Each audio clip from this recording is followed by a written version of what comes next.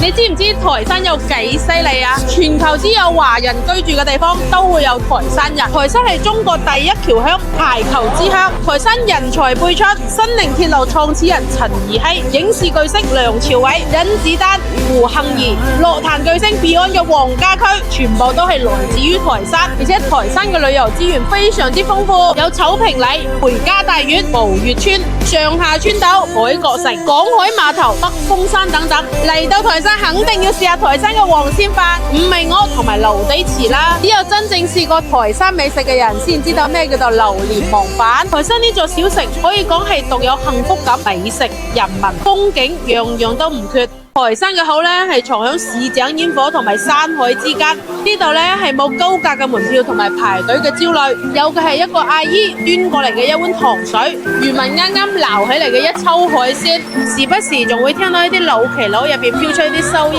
機嘅粵曲，用少少嘅錢就可以體驗慢生活嘅精髓，難怪連本地人都話啦，台山嘛，烤散烤水啲。